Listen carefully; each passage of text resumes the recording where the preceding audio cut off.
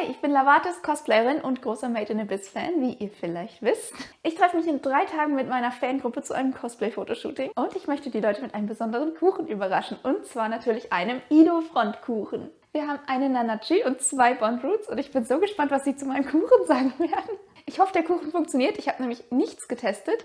Hier ist mein Plan. Ich will einen großen Kuchen backen als Boden, dann einen kleineren Kuchen als die Basis selber und das schwebende Kraftfeld will ich aus essbarem Glas gießen. Ich hoffe, das funktioniert. Und die Basis ist auch noch am Wasser, das heißt, das Ganze wird auch ein Island Cake. Ich starte mit einem Schokobiskuitteig. Ich hoffe, der ist stabil genug, aber ich will den unbedingt nochmal backen, weil der so lecker ist. Ich verlinke euch das Rezept, falls es jemanden interessiert. Das Wichtigste bei Biskuitteig ist, dass man die Eier sehr, sehr, sehr lange schlagen muss. Ungefähr 10 Minuten, damit der Teig richtig schön fluffig wird. Und ich wette, das hier ist das erste Backvideo, was du siehst, wo der Teig ohne Küchenmaschine gemacht wird, weil ich keine habe. Also trainiere ich hier meine Arme und rühre diesen blöden Teig 10 Minuten lang.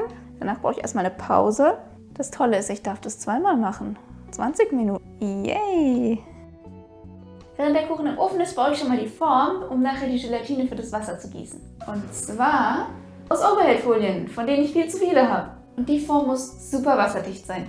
Bei meinem ersten Island Cake habe ich Innen- und Außenklebeband verwendet, aber das war nicht wasserdicht und dann musste ich das mit sehr viel Heißkleber flicken. Für meinen zweiten Versuch werde ich nur Außenklebeband verwenden und dann innen direkt einen großen Ring aus Heißkleber machen.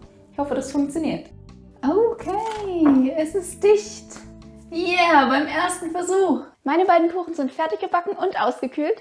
Ich weiß nicht, warum ich es schon wieder geschafft habe, dass die Oberseite des großen Kuchens angebrannt ist. Egal. Hier ist meine Gussform. Und jetzt kann ich die Ido-Front bauen. Aber was ist die Ido-Front? Ohne Spoiler. Sie war ursprünglich eine alte Kultstätte von einer wahrscheinlich untergegangenen Zivilisation, das weiß man nicht so genau. Oben drüber schwebt ein riesiges Kraftfeld, das mit Wasser gefüllt ist und die Basis dreht sich auch noch. Also was hatte diese alte Zivilisation bitte für eine krasse Technologie? Die Ido-Front liegt tief unten im Abyss und das ist dieses Loch im Boden, auf dem eine Art Fluch liegt. Das ist kompliziert. Jedenfalls kannst du in den Abyss so tief runterklettern, wie du willst, aber wieder hoch zu klettern ist, sagen wir, schwierig und schmerzhaft. Und je tiefer du bist, desto schlimmer wird dieser Fluch. Ido-Front ist der letzte Ort, von dem du es noch schaffen kannst, zurückzukommen. Gehst du tiefer und versuchst dann hochzuklettern, verlierst du den Verstand und mehr, wenn dich der Fluch nicht sofort tötet. Okay, und dann kam unser Bösewicht Bondroot und hat sich in der verlassenen Ido-Front seine Basis eingerichtet. Der Typ ist eine Art verrückter Wissenschaftler, der den Fluch des Abyss erforscht. Und seine Experimente sind nichts für schwache Nerven oder schwache Mägen. Also die Ido-Front, verlassene Kultstätte und jetzt Festung des Bösewichts. In der Mitte von Ido-Front sind ganz viele so kleine Quader, fast schon wie viele verschiedene Gebäude. Und ich freue mich voll, dass ich jetzt dafür das hier benutzen kann. Das ist meine allererste selbstgemachte Silikonform mit vielen kleinen Häuschen.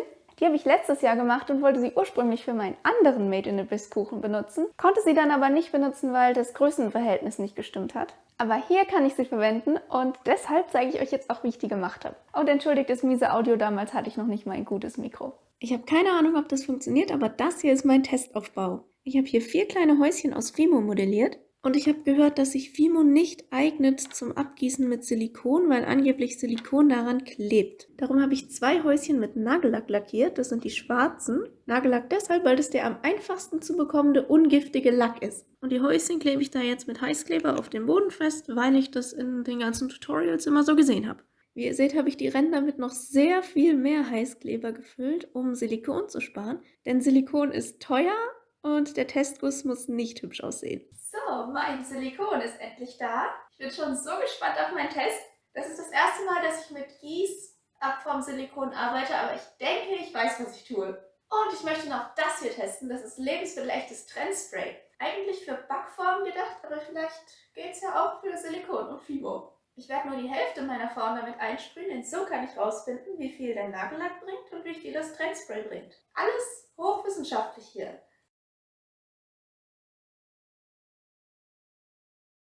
Jetzt muss man länger verrühren, als man denkt, dass es dauert. Da jetzt meine 2 Komponenten die gleiche Farbe haben, habe ich da auch irgendwie gar keinen Anhaltspunkt. Und ich habe so viel Luftblasen da drin. Ich verstehe jetzt, warum die ganzen Tutorials so viel von Luftblasen erzählen. Wo kommen die her? Ich habe ganz vorsichtig gegossen und ganz vorsichtig gerührt.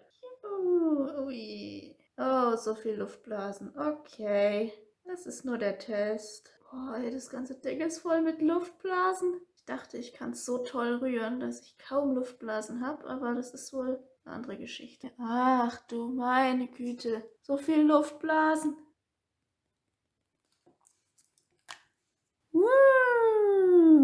Haha. Okay, das einzige Haus, was leicht aus dem Silikon rausgerutscht ist, ist Trendspray mit Nagellack. Das hier ist Trendspray ohne Nagellack. Aha, super. So, jetzt haben wir hier die 2 Häuser ohne Trendspray. Oh, gar kein Problem.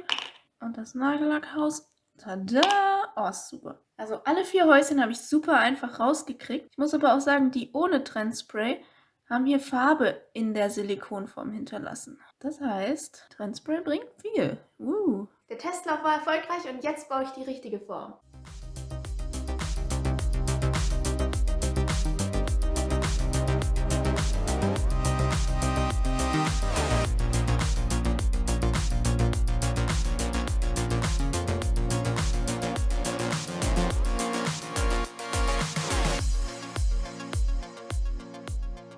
Ich will hier noch schnell erwähnen, dass nicht jedes Silikon lebensmittelecht ist. Wenn du Schokolade oder ein anderes Lebensmittel in die Form füllen willst, lies bitte immer genau die Produktbeschreibung. Du willst ja nicht, dass Giftstoffe vom Silikon in die Schokolade wandern, oder? Die Form wandert jetzt einmal in die Spülmaschine, um dieses ganze Trendspray runterzukriegen. Dann schneide ich noch ein paar überhängende Silikonreste ab und dann habe ich meine coole Häuschenform. Hier ist sie, meine wunderschöne Häuschenform. Sie ist alles andere als perfekt, aber ich liebe sie. Die gefüllte Form wandert in den Kühlschrank, damit die Schokolade schneller fest wird. Und sie ist mir auch ganz bestimmt nicht auf dem Weg dorthin runtergefallen. Gefüllte Silikonformen landen mit der Schokoladenseite nach unten, habe ich gelernt. Hier sind meine Häuschen, 4 Ladungen. Und die letzten Häuschen haben komischerweise so weißliche Ablagerungen oder so hellbraune Ablagerungen an den Handrändern. Ich weiß nicht warum.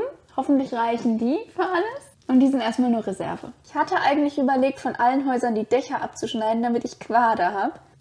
Aber ich will nicht. Ich werde mal versuchen, ob ich sie nicht doch einfach nur verkehrt rum hinsetzen kann. Das hat sehr gut funktioniert und ich bin echt erleichtert. Ganz sicher hat es geholfen, dass der Kuchen frisch aus dem Kühlschrank kommt, denn dadurch ist die Schokolade unter den Häuschen schneller fest geworden. Ich platziere meine Häuschen ziemlich zufällig, allerdings achte ich darauf, dass sie entweder genau zur Mitte zeigen oder senkrecht dazu liegen. Also entweder eine kurze oder eine lange Seite zeigt zur Mitte hin, weil die Edofront doch ziemlich geometrisch und nicht so durcheinander aufgebaut ist. Und außerdem liegt in der 5. tiefen Schicht ja auch Schnee oder zumindest sowas, was aussieht wie Schnee. Und wenn ich das habe, kann ich die Gelatine gießen. Das letzte, was heute noch fertig werden muss, ist das Gelatinewasser und ich basiere das auf dem Island Cake Rezept von Yum Tam Tam. Ich habe hier 8 Gelatineblätter, einen halben Liter Wasser und 64-65 Gramm Zucker ungefähr, bisschen Zitrone. Und als allererstes werde ich die Gelatineblätter in kaltem Wasser einweichen. Hier. Nicht in dem, eine extra Schüssel kaltes Wasser. Zack. Oh, die passen da nicht ganz rein. Egal. Die weichen da drin ein, bis die ganz weich und matschig sind. In der Zwischenzeit werde ich das Wasser und den Zucker schon mal aufkochen mit ein bisschen Zitronensaft. Und wenn die Gelatine weich genug geworden ist, kann ich sie im Wasser auflösen und das Ganze färben. Und dann kommt der vielleicht schwierigste Teil, zu warten, bis das Ganze Zimmertemperatur hat. Ich habe die Plastikform so gut es ging mit Wattestäbchen von innen geputzt. Die Schmierer, die man jetzt noch sieht, sind außen. Und ich habe mir mein Backtrendspray direkt vor meine Nase gestellt, damit ich das nicht vergesse. Das sorgt dafür, dass die Gelatine nicht an dieser Plastikform festklebt. Okay, los geht's!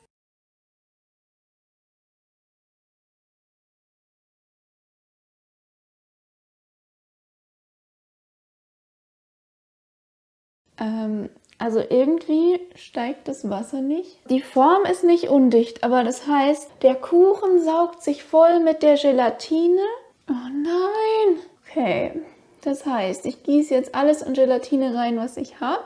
Lass das fest werden und dann brauche ich eventuell nochmal eine zweite Schicht.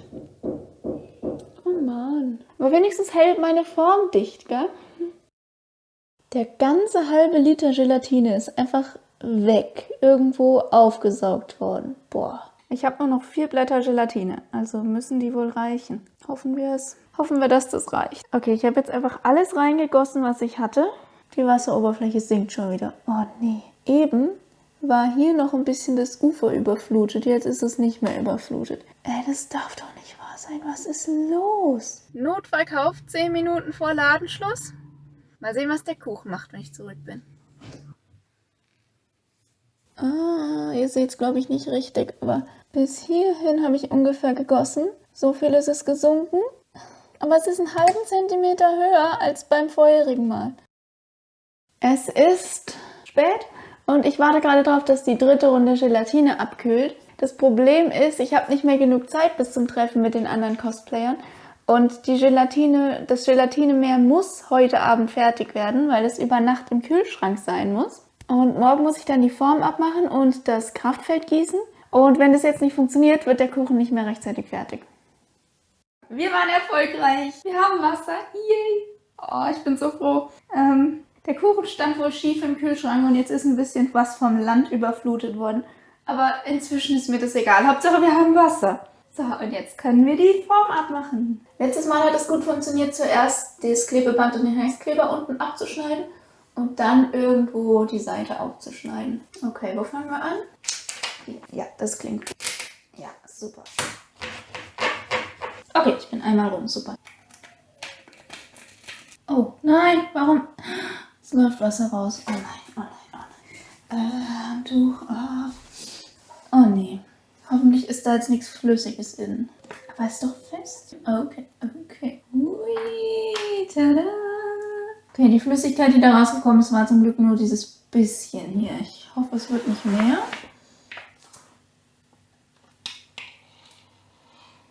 So, jetzt kommt der für euch wahrscheinlich spannendste Teil, nämlich das Kraftfeld. Und das werde ich aus essbarem Glas gießen. Ich habe hier meine Silikonform. Es ist wichtig, dass das eine Silikonform ist, sonst kriegt ihr das essbare Glas da nicht raus. Und ja, im Grunde ist es eigentlich nur Zucker mit Lebensmittelfarbe.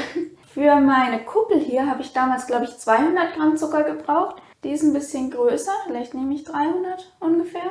Ich fülle mein Wasser in einen Topf und färbe das schon mal. Dann kommt der Zucker rein und das Ganze wird auf höchster Stufe gekocht. Wenn ihr nach Rezepten für essbares Glas sucht, findet ihr ganz verschiedene Mischverhältnisse von Wasser und Zucker. Aber meiner Erfahrung nach ist das völlig egal. Wichtig ist nur, dass du genug Wasser hast, dass sich der Zucker auflöst. Und ansonsten beeinflusst das Wasser eigentlich nur, wie lange du warten musst, bis es komplett verdampft ist. Und das ist das Schwierigste an der ganzen Geschichte. Du musst den richtigen Moment abpassen, wenn das Wasser komplett verdampft ist, aber bevor der Zucker karamellisiert. Man kriegt mit der Zeit ein gewisses Gefühl dafür. Das heißt aber nicht, dass das essbare Glas jedes Mal funktioniert. Oh, wie viele Versuche habe ich bei der Kuppel gebraucht? 5? Ich hoffe, diesmal funktioniert es beim ersten oder zweiten Versuch. Ah, heiß.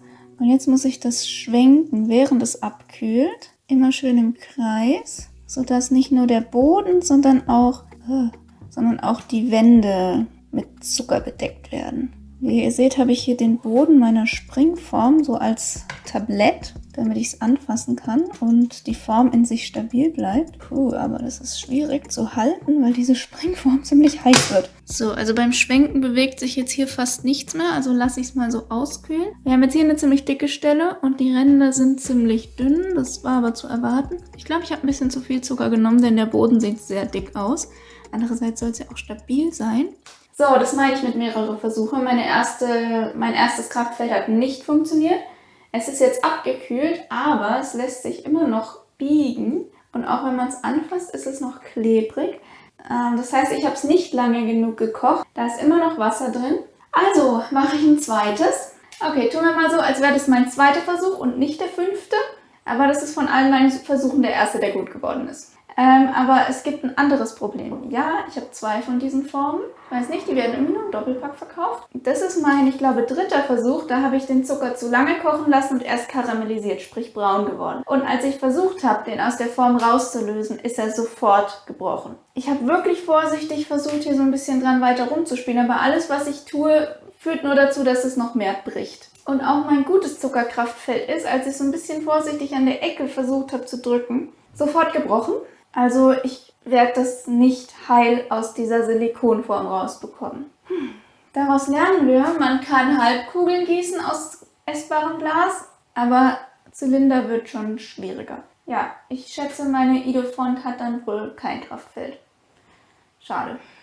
Und jetzt schnell, bevor ich los muss zum Shooting. Hier ist mein Kuchen in all seiner Pracht vor dem Transport in den Imbiss. Ich finde, er ist richtig gut geworden. Nur erkennt man, was das sein soll, wenn das Kraftfeld fehlt?